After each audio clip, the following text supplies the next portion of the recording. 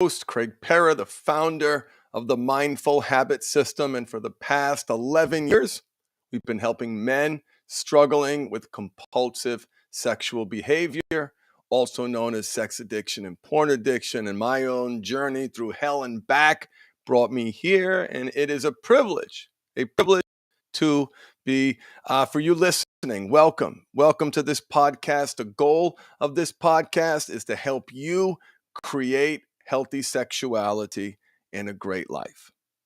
Today, we are going to talk about imposter syndrome, and this one hits really close to home. You may have noticed, if you've been following the Mindful Habit in this podcast, that I have not podcasted in a while. Now, I have a host of excuses. Busy with clients, working hard, prioritizing family, prioritizing self-care, navigating medical challenges successfully. Might I add, there is a list of excuses. And taking good care of my dog. Hey, Rob, what's up, my man? Hey, listen, if you guys want to join us live and you're listening to this later on, follow me on YouTube, LinkedIn, Facebook, Twitter, or Twitch even. Yeah, welcome. Glad you are here. I love doing these live streams, and I'm really excited to be talking about imposter syndrome because despite all those excuses, there is one that is like on the deciding factor. And it was feeling like an imposter. And let me tell you, listen, this is a very, very natural occurrence for someone who struggled with sex addiction and porn addiction. They have this feeling that deep down inside, if anyone saw the real them, they would see a worthless piece of shit. So this imposter syndrome is endemic, is part of the experience of doing things that make us feel shame. If people only knew where my mind went, if people only knew my thoughts, if people only knew what I did, they would reject me. They would abandon me, and they would see the real me. And they would see a worthless piece of shit. Now, that is not untrue. I certainly do not feel that way, but I noticed something very interesting happen. The past year has been incredible for me personally, professionally. We've grown. We've entered into a partnership with one of the leading education providers to urologists and physicians. Grand rounds in urology. So I had the privilege of speaking at the 2022 Advancements in Men's Health Conference. They flew me to Montana. We had wonderful meals. We broke bread with brilliant people. But guess what? I was the only non-physician there. I was the only non-physician on the panel. And I felt so good, right? Because we have different parts of us, we have to acknowledge the different parts of us that were present. There was one part of me that felt, oh my God, I am being embraced by the medical community. A life coach with a law degree is being asked to speak. And by the way, I had more time than anyone else. I had by far the longest presentation. I had an hour and a half allotted for my address, and it was a keynote address. I didn't know that until I got the agenda. I looked at the agenda and I saw keynote. And I said to myself, what the fuck am I going to say to these people? What am I going to do? How am I going to impress them with my science? What if I get the medical questions? I can't do the medical questions. I rose to the occasion, finally realized, stay in your lane, do what you do, talk about what you talk about. And I built an address on the how to treat pornography, the different schools of thought regarding treating pornography, and how I see the future more of a mindful habit and the internal family systems model versus treating this part of you like diseased. And so it was a wonderful presentation, very, very well received, but there was this subcurrent of being an imposter. There was an undercurrent of not being good enough and that I didn't belong there. And yeah, they gave me the most time and they, maybe they felt bad for me. Maybe they, didn't know what to do with me. Maybe they had all that extra time. And then later on, I learned at the presentation, one of the doctors like, I asked for extra time. I did not get it. And here you are. Well, aren't you fancy? So yes, part of me felt good. And another part of me felt like an imposter. And I suffered from imposter syndrome, and I am certain it impacted my goal of putting myself out there and sharing what I share with you on these podcasts. I was suffering from imposter syndrome. So today we're going to talk about the types of imposter syndrome. I found this great article on Very Well Mind. I'm going to put that in the chat for those of you who are listening now, and later on, I'll put this in the comments or wherever I need to put it, wherever you're listening to me in the future. So what is it? Imposter syndrome is an internal psychological experience in which one believes that they are not as competent as others perceive them to be, as if they are a fraud. Hello? To put it simply, imposter syndrome is the experience of feeling like a phony. Who here feels like a phony in some area of your life, despite any success that you have achieved in this area? Okay? It's not a diagnosable mental illness. You might have imposter syndrome if you find yourself consistently experiencing self-doubt, even in areas where you excel. Imposter syndrome may feel like restlessness and nervousness. It may manifest, at least where it does for me, negative self-talk, and symptoms of anxiety and depression often accompany imposter syndrome. And for those of you who have been listening, you know at the root of this problem is self-care, self-love, self-esteem. Right? How you feel about yourself. People who feel good about themselves don't lie. Don't internalize shame. Don't numb, cope, and escape. Right? They've got tools. The thing that I've learned is that responding to the imposter syndrome is not a one-time event. This isn't this where, okay, look, I go to therapy and I've conquered my demons. I'm done with therapy, and now I no longer am going to have imposter syndrome. I am no longer going to have issues around self-care. I'm always going to feel good about myself. I'm not going to experience stress, fear, and anxiety. Now, of course, when I say it that way, you realize that that is preposterous. That is preposterous. Yeah, use big words like them. Maybe you don't have the education that someone else has. That's a big one. Maybe you don't have the years of experience that someone else has. So,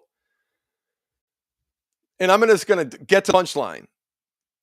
Treating imposter syndrome is a process. Okay? Meaning it is not a one-time event.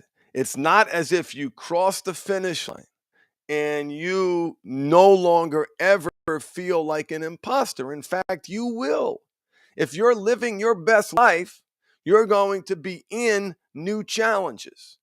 You're going to be having new experiences. You're going to be doing things that you've never done before. For instance, me lecturing at a physician's conference. And when you're there, in the stress, in the anxiety, also known as fear, you will feel like an imposter. So what's important for you, for me, is to develop your imposter syndrome protocols. Right? What do you do when you experience imposter syndrome? Because if you let it, it'll suck you in. You'll begin to believe your negative thinking. Believing your negative thinking is what brought you to this podcast. So we've got to counterbalance that. We've got to counterbalance. We've got to recognize that is a natural phenomenon. And it's even more natural when you're connected to maybe things that you've done in the past that make you feel bad about yourself. Maybe every time you're experiencing fear, stress, or anxiety, through your head rattles the Rolodex of every transgression that you've ever had. Right? That's what happens to me. Every bad thing that I've ever done, that's where they come at that low point. Right? That's a version of imposter syndrome. So, what are the different kinds? I connect with probably all of these. The perfectionist. This type of imposter syndrome involves believing that unless you are absolutely perfect, you could have done better. You feel like an imposter because your perfectionist traits make you believe that you're not as good as others might think you are. Here's the expert. The expert feels like he's an imposter because they don't know everything there is to know about a particular subject or topic, or they haven't mastered every step in a process, right? Because they're the expert, but they don't know everything. Who does? The natural genius. In this imposter syndrome type, you may feel like a fraud simply because you don't believe that you are naturally intelligent or competent. If you don't get something right the first time around, or if it takes you longer to master a skill, you feel like an imposter. There's two more. The soloist. It's also impossible to feel like an imposter if you had to ask for help to reach a certain level of status. And listen, all these symptoms, like you want to ask for help to reach a certain level or status. You want to talk to somebody who's reached that level or status and ask them, what did you do? How can I do better? How do I get there? Right? So this counters your ability to get the results you actually seek. So that's the soloist. Here's super person. This type of imposter syndrome involves believing that you must be the hardest worker. You must do more than anyone else to reach the highest levels of achievement possible.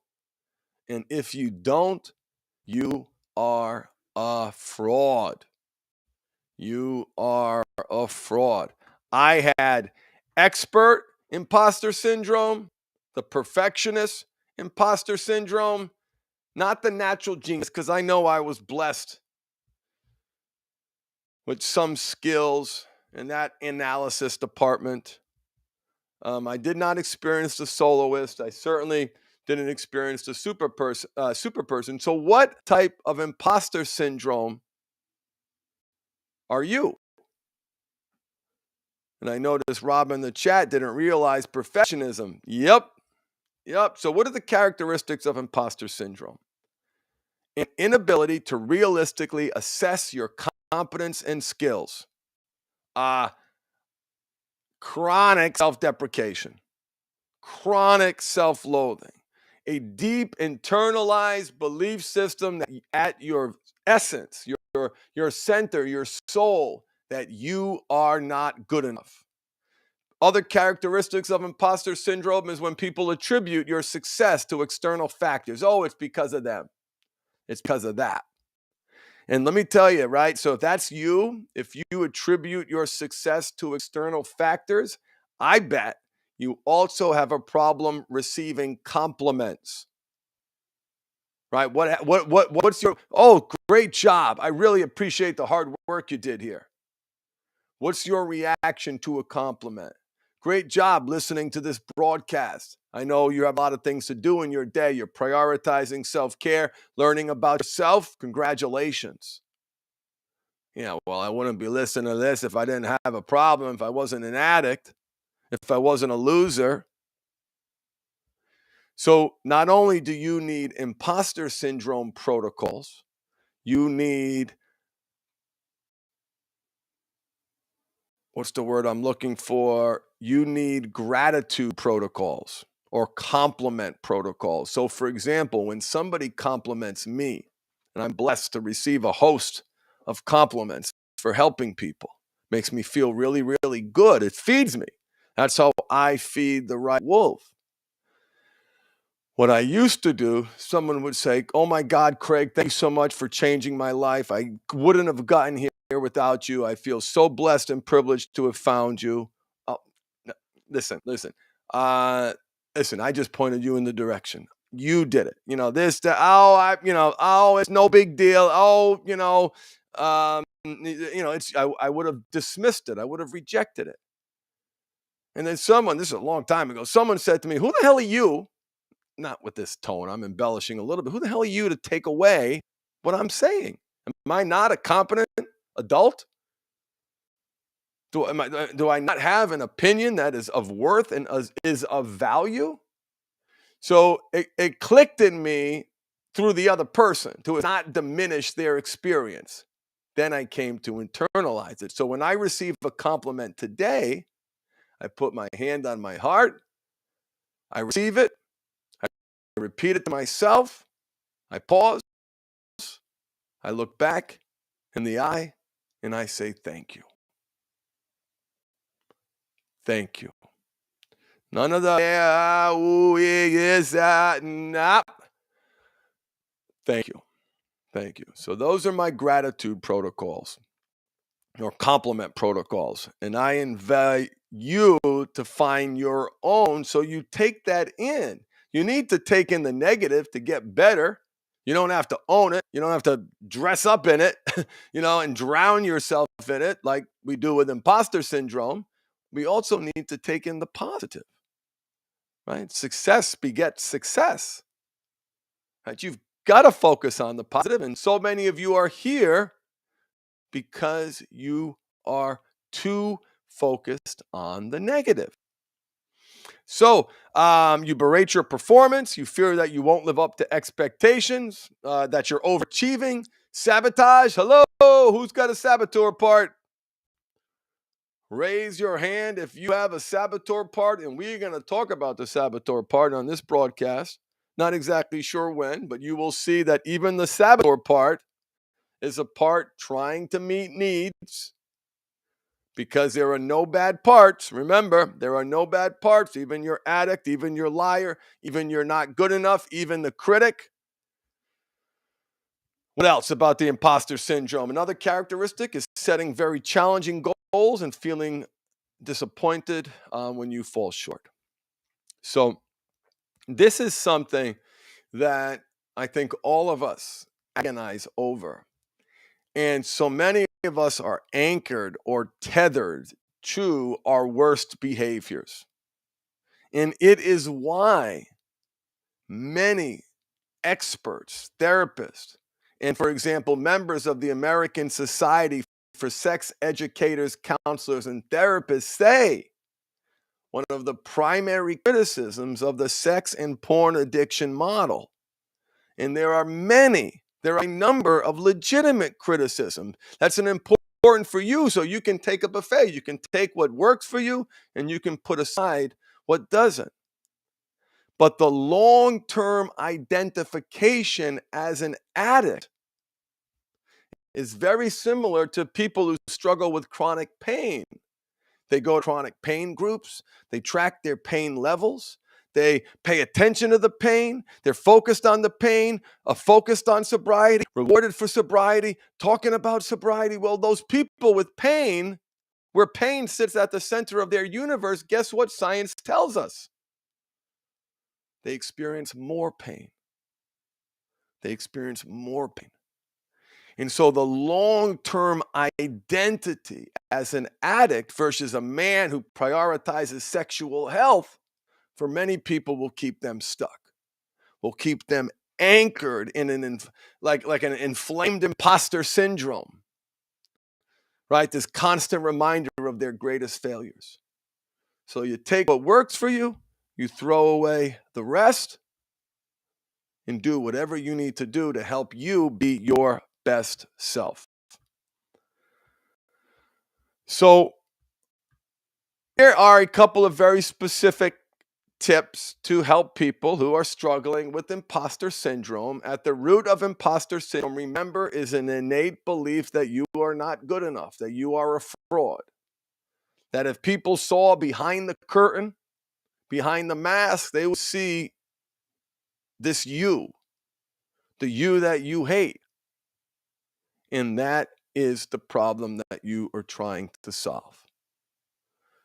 How you feel about a part is how you feel about a self, about yourself. How you feel about part of you is how you feel about yourself. So recognize your limitations. Recognize growth opportunities. Celebrate those growth opportunities. But don't incessantly beat yourself up. Free yourself from the identity of being a worthless POS. Learn to love yourself through action and deed.